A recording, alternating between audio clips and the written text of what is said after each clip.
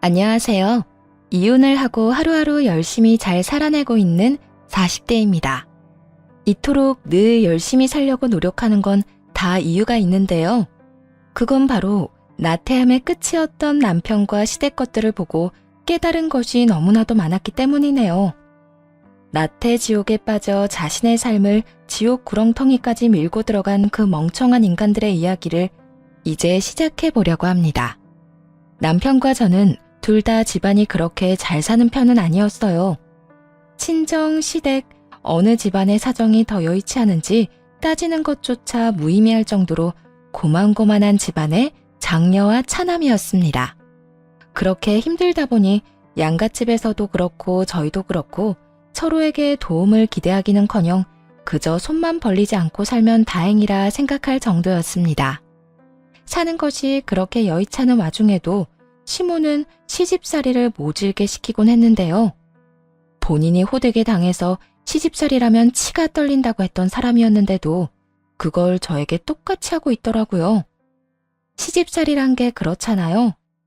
어떻게 같은 사람으로서, 같은 여자로서 저렇게까지 모질게 대할 수가 있나? 내가 이딴 꼴이나 당하려고 결혼한 것인가? 이걸 도대체 언제까지 참고 살아야 하나?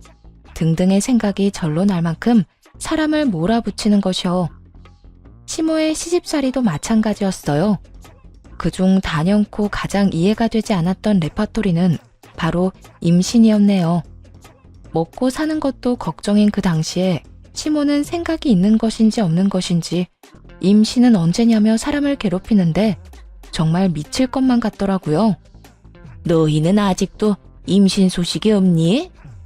네? 어머님, 매번 말씀드렸잖아요.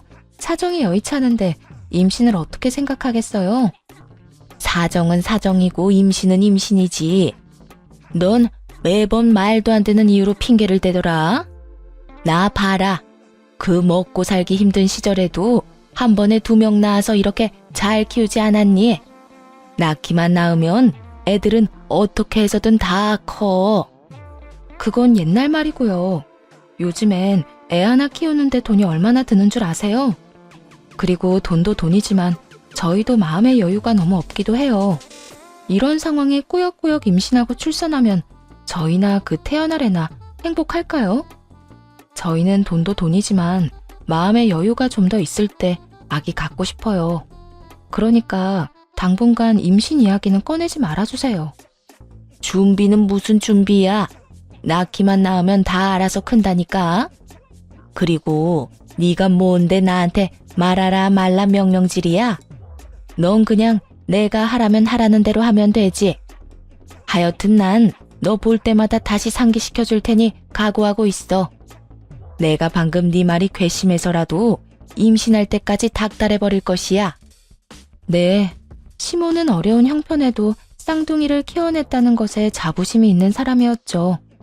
하도 들어서 귀에 딱지가 않칠 지경이었네요. 게다가 제 말은 들은 척도 하지 않고 같은 말만 반복하기 십상이었고요. 같은 사람인데 저렇게까지 말이 통하지 않고 막무가내로 나오면 정말이지 대화 따위는 하고 싶지 않아지는 거 아세요? 싸움을 하려고 해도 대화가 돼야 싸움을 하죠. 결국 그냥 대화하는 것은 포기해버렸고 시모가 뭐라고 하든 말든 무시해버리는 지경에 이르렀네요.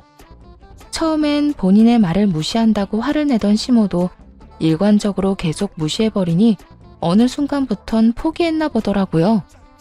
그렇게 나름대로 제 살 길을 찾아가고 있는데 이번엔 남편이 문제를 일으키더군요. 남편은 작은 중소기업에 다니고 있었는데 어느 날은 퇴근 시간에 신우와 함께 집으로 들어왔어요. 그리고 대뜸 한다는 말이 회사를 그만뒀다고 하더군요. 나 회사 그만뒀어. 앞뒤 설명도 없이 그만뒀다고 하는데 대형 사고를 쳐놓고 왜 이렇게도 당당한가 싶었네요.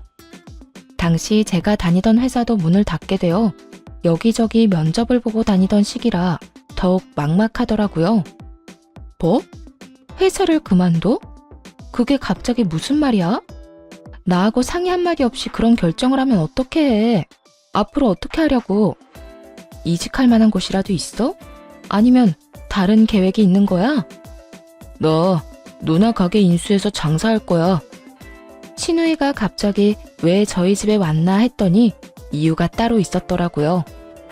신우이의 가게는 만년 적자만 나는 가게로 그렇지 않아도 없는 시댁 살림을 더 힘들게만 하는 가장 큰 구멍이었습니다. 그런 신우이의 가게를 인수한다니 기가 막혔어요. 굳이 묻지 않고 듣지 않아도 뻔하게 알 수 있는 내막이었죠. 평소에도 게으르고 귀가 얇은 남편에게 신우이가 온갖 달콤한 말로 홀려댔다는 것을요. 평소에도 농담처럼 가게 인수하고 사장님 소리 듣고 사는 건 어떠냐고 말하더니 그것이 결코 농담이 아니었던 것이었죠. 남편에게 절대 안 된다고 그 자리에서 못을 박았고 그렇게나 단호하게 나오자 신우이가 나서서 저를 설득하기 시작하더군요. 옳게. 그러지 말고 잘 생각해봐. 옳게도 지금 취업 안 돼서 면접만 보고 다니고 내 동생도 회사 그만둬버려서 몰릴 수도 없는 상황이라고. 어차피 두 사람한텐 내 가게 인수하는 것밖엔 답이 없어. 형님, 진짜 너무한 거 아니에요? 갈 때마다 파리만 날리는 그 식당을 어떻게 다른 사람도 아니고 친동생한테 떠넘길 수가 있어요? 옳게야말로 무슨 말을 그렇게 해? 우리 가게 내가 몸이 안 좋아서 신경을 못 써서 그렇지 내가 신경 쓸 땐 그래도 손님 좀 있었다고. 손님이 있긴 뭐가 있어요? 하루 매출 10만 원 넘긴 적 몇 번 없잖아요. 하여튼 전 싫어요. 당신도 헛바람 들지 말고 회사나 알아봐. 이렇게 불같이 화를 냈고 남편은 저를 잡아 끌며 조심스럽게 말을 꺼내놓기 시작했어요. 여보, 이미 늦었어. 돈 다 입금했어. 뭐? 우리가 그럴 돈이 어딨어. 퇴직금 받은 거랑 대출까지 해서 인수했어.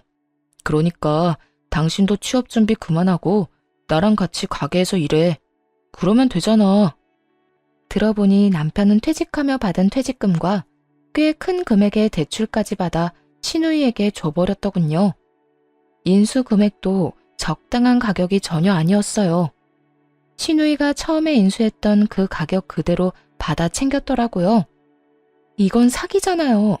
그 상가 가격 완전 헐값된 거 다 아는데 가족끼리 진짜 해도 해도 너무한 거 아니에요? 사기는 무슨 사기야. 상가 인수할 때는 권리금이 필수인 거 몰라? 내가 가족이라 권리금도 안 받아서 내 손해가 얼마나 큰 줄이나 알아? 올케가 몰라서 그러는데 우리 가게 인수하고 싶어서 다들 난리가 났었다고. 그러면 그 사람들한테 넘기세요. 괜히 저희한테 그 짐덩어리 넘기지 마시고요. 뭐? 짐덩어리? 올케, 말 다 했어? 아무리 올케가 화가 났다지만 손윗사람한테 너무 버릇없이 말하는 거 아니야? 손윗사람 대접받고 싶었으면 이딴 짓은 하지 말았어야죠. 저희 힘들게 사는 거 뻔히 알면서 같이 망하자는 것도 아니고 어떻게 동생한테 그딴 짓을 할 수가 있냐고요. 당신도 그래.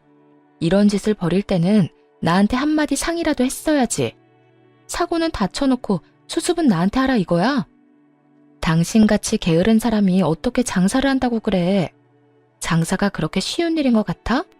당신 누나 있는 돈 없는 돈 다 거덜내는 거 보면서도 그 가게가 욕심이 났다는 게 난 이해가 안 된다 정말.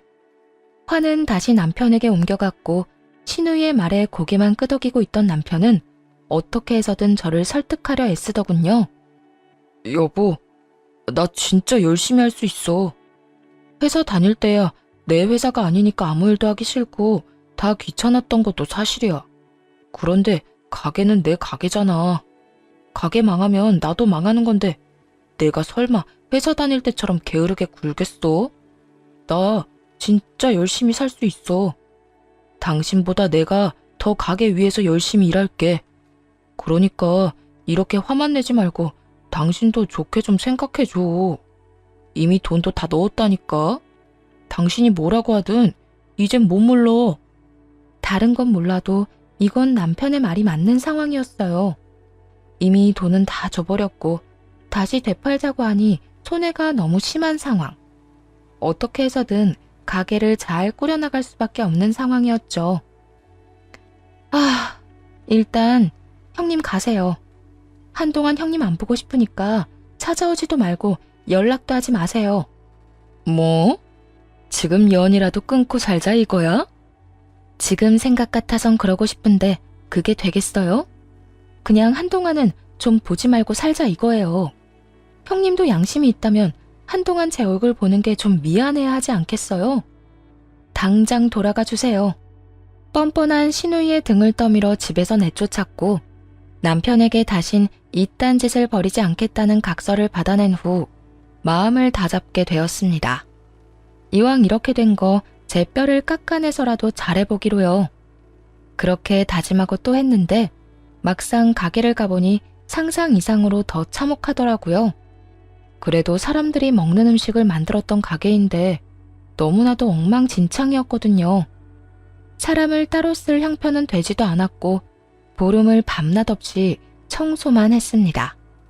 그리고 또 보름을 벽지도 새로 바르고 테이블도 새로 바꾸고 스스로 할 수 있는 건 다해 가게를 새롭게 단장했죠. 기존의 갈비집이었던 가게는 백반집이 되었고 저렴하지만 푸짐한 먹거리로 무장한 가게로 새롭게 태어났죠. 처음엔 기사분들이 많이 찾아주셨고 감사한 발길이 이어지자 동네 분들도 한 분, 두 분 오시더라고요. 초심을 잃지 말자는 다짐을 지키고자 매일같이 각종 시장을 오가며 질 좋은 식단을 위해 노력했고 무엇보다 청결함을 유지하기 위해 노력하고 또 노력했어요. 그러다 보니 식당은 금세 자리를 잡았고 어느새 대기 인원까지 보유한 가게가 되었죠. 이렇게 전 가게를 위해 밤낮 없이 일하는데 열심히 하겠다며 약속을 했던 남편은 3개월도 되지 않아 또 게으름을 피우기 시작하더군요. 어느 순간부턴 시장도 저 혼자 다니기 시작했고 제일 바쁜 점심시간에도 남편은 화장실을 간다고 나가 아예 돌아오지 않곤 했어요. 어느 날은 전화 한 통하고 오겠다는 사람이 하도 오지 않아 가게를 친정엄마에게 맡기고 집으로 가봤더니 집에서 게임을 하고 있더라고요. 여보, 지금 뭐해? 전화 받으러 간다더니 당신은 통화를 컴퓨터로 해?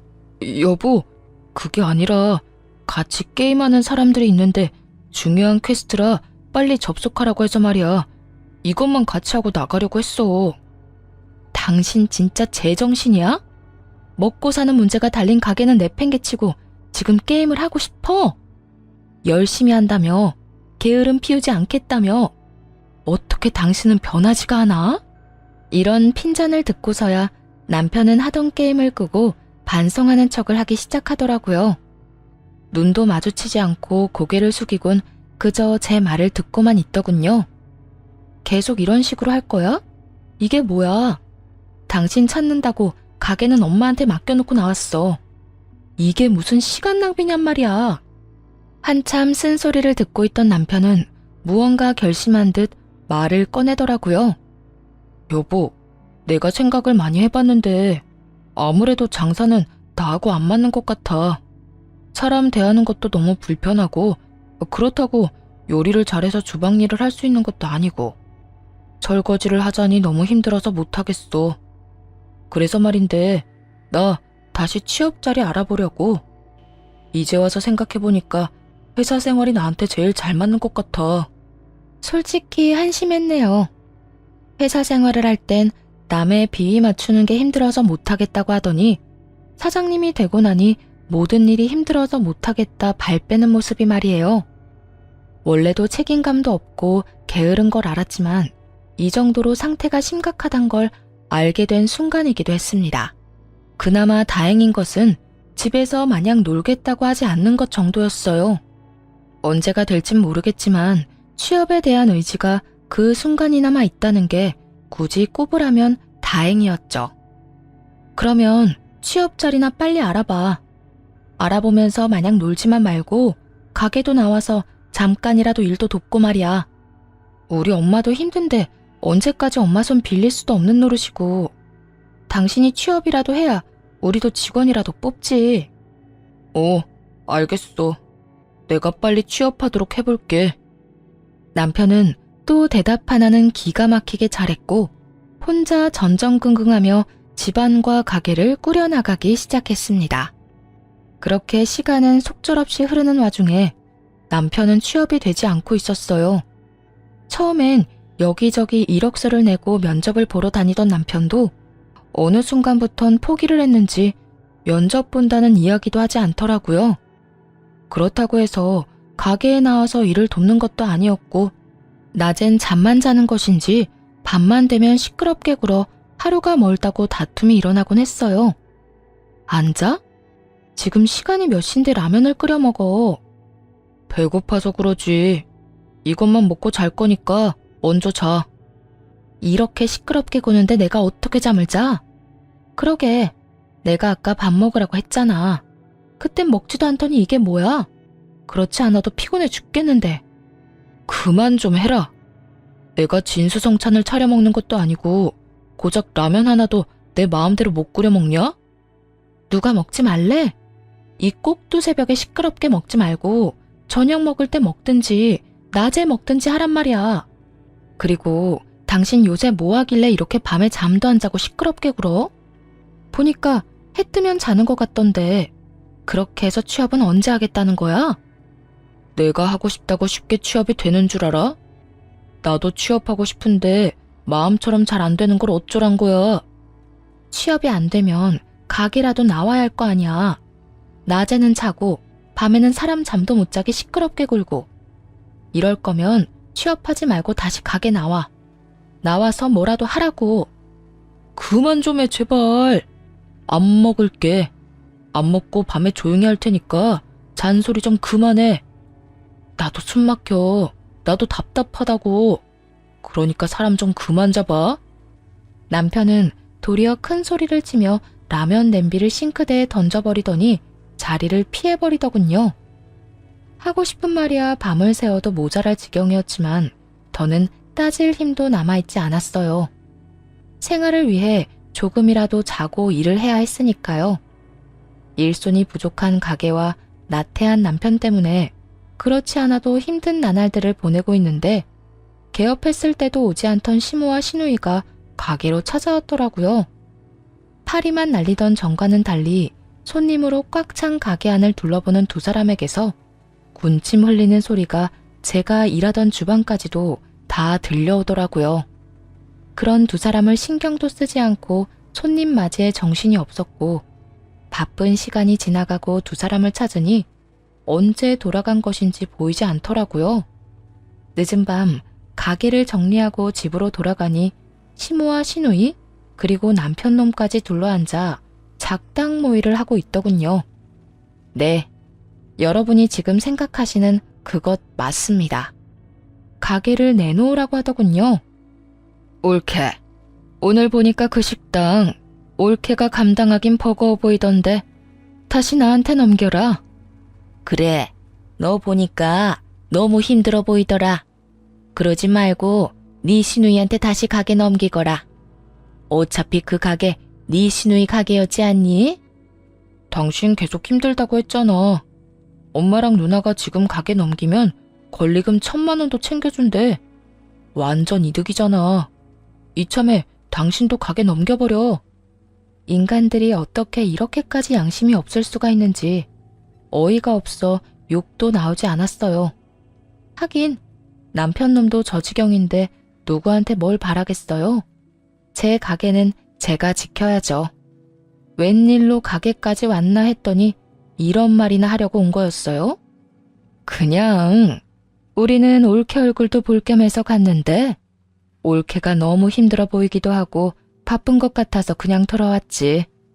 그래도 오랜만에 보러 온 건데 그냥 가기도 그래서 여기서 기다리고 있었고 말이야. 그렇게 힘들어 보이면 테이블이나 한번 닦아주고 가기라도 하지 그랬어요. 그리고 저요, 아무리 힘들어도 이제 와서 가게 넘길 생각 전혀 없어요. 그러니까 남의 가게에 괜한 군침 흘리지 마세요. 개판 5분 전인 가게 넘길 때는 언제고 이제 와서 1,000만 원 더 줄 테니 다시 내놔라. 그러면 제가 넙죽 넘길 줄 알았나 본데 꿈도 꾸지 마시라고요. 시누이는 일단 제 길을 꺾어놓고 시작해야겠다 싶었는지 급하게 제 말투를 트집 잡으며 친정까지 들먹이기 시작하더군요. 올케. 저번부터 말이 너무 심한 거 아니야? 나한텐 그렇다 쳐도 우리 엄마도 있는데 이딴 식으로 말하는 건 아니지. 올케는 친정에서 가정교육도 안 받고 시집 왔어? 아니면 올케네 친정에선 어른한테 그딴 식으로 말해 라고 가르쳤어? 그러는 형님은 가정교육 잘 받은 사람처럼 보이는 줄 아세요? 형님은 지금 가정교육은커녕 의무교육도 받지 못한 사람처럼 굴고 있다는 거나 아세요? 신우이는 이 말에 얼굴을 붉히며 물러났고 이번엔 시모가 언성을 높이며 화를 내더군요. 너 지금 나 들으라고 하는 말이니? 이게 요즘 별말 안 했더니 시댁 무서운 줄 모르고 날뛰는구나. 나 때는 시댁에서 하라고 하면 군소리 하지 않고 다 했어. 그러니까 너도 우리 집 가풍에 따라서 내가 하라는 대로 하면 되는 거야. 돈 1,000만 원 더 얹어준다고 할 때 그 가게 내놓거라. 가풍이요? 남들이 들으면 재벌집 며느리라도 되는 줄 알겠네요. 그리고 어머님 때에는 어떻게 했는지 모르겠지만 전 이제 그렇게 살 생각 없어요.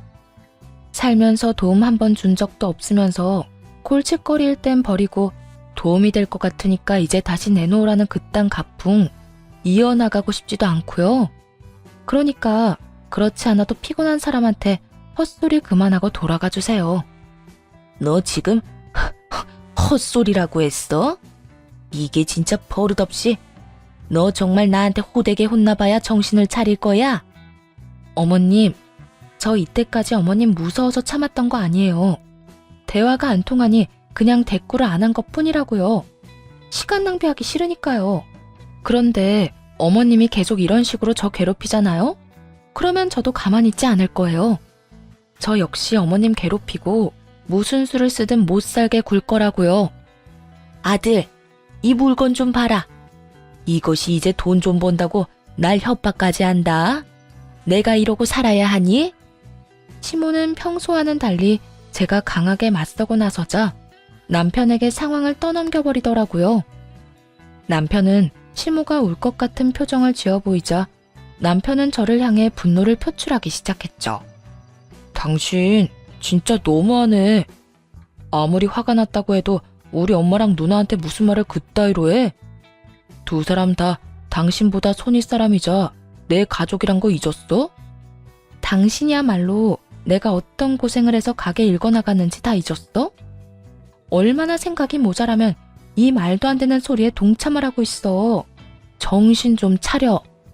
당신이랑 같이 살고 있는 사람은 어머님이랑 형님이 아니라 나라고 나. 이제 당신 가족은 나라고. 그러니까 1,000만 원 더 준다고 하잖아. 그 1,000만 원 받아내고 당신은 다른 곳에 다시 차리면 되는데 왜 일을 이렇게 시끄럽게 만들어? 그냥 돈 더 준다고 할 때 조용히 물러나. 그래, 우리가 1,000만 원 더 준다니까. 옳게, 그러지 말고 마음 좀 돌려 먹어라, 응? 다 옳게 생각해서 이러는 거야. 가게 그거 내가 해봐서 아는데 보통 일이 아니라고. 오래 하면 몸에 골병만 드는 거야. 그러니까 돈 더 준다고 할 때 그냥 넘겨. 대화를 나누면 나눌수록 머리가 아파지는 것이 더는 꼴도 보기 싫더라고요. 아무런 대꾸도 하지 않고 시모와 시누이를 차례로 집에서 내쫓아버렸어요. 그러자 남편은 언성까지 높이며 화를 내더군요. 진짜 뭐하는 짓이야? 당신이 뭔데 우리 집에서 우리 엄마랑 누나를 내쫓아? 당신 집만 돼? 내 집도 돼. 그리고 이 집 월세 지금 내가 내거든? 월세 한 푼 안 내는 당신은 그 입 좀 다물지 그래. 뭐라고? 당신 지금 돈 좀 번다고 생색내냐? 생색내는 김에 한마디 더 보태자면 당신 여기서 한마디만 더 하잖아? 그러면 당신도 내쫓아 버릴 테니 더는 입도 떼지 마. 알겠어? 남편은 집에서 쫓겨나는 건 또 싫었는지 아무 말도 하지 않더라고요. 그날 이후 세 사람은 포기했는지 다신 가게 이야기는 꺼내지도 않더군요. 그렇게 반년이 지났고 가게엔 일하는 직원을 2명이나 뽑게 되었어요. 두 사람 다 주인 같은 마인드로 가게를 위해 일해주었고 그 덕에 여유라는 것이 조금씩 생겨나기 시작했어요. 그러고 나니 이때껏 보이지 않던 남편의 행동이 보이더라고요. 면접을 핑계 삼아 때깔 좋게 외출은 하지만 여전히 취업은 되지 않는 그 상황이 말이에요. 거기에다 이런저런 핑계를 대며 카드를 얼마나 긁어대는지 밑 빠진 독에 물 붓기가 따로 없었어요. 당신 뭐 하고 다니길래 카드값이 이렇게나 많이 나와? 나 몰래 딴 살림이라도 차렸어? 딴 살림은 무슨? 이 사람이 큰일 날 소리를 하고 있어. 친구들 만나서 밥도 사주고 술도 사주면서 취업자리 부탁하고 다니다 보니까 그렇지. 아무리 백수라도 부탁하는 입장에 얻어먹을 수는 없잖아. 조만간 좋은 소식 들려줄 테니까 당신은 잔소리 좀 하지 말고 기다려. 진짜지? 이번엔 헛돈만 쓰고 다닌 거 아닌 거지? 그래. 조금만 좀 기다려봐. 그렇게 도대체 뭘 하고 다니나 의심만 가득하던 어느 날, 우연히 남편의 휴대전화에서 카드 이용 내역을 보게 되었어요.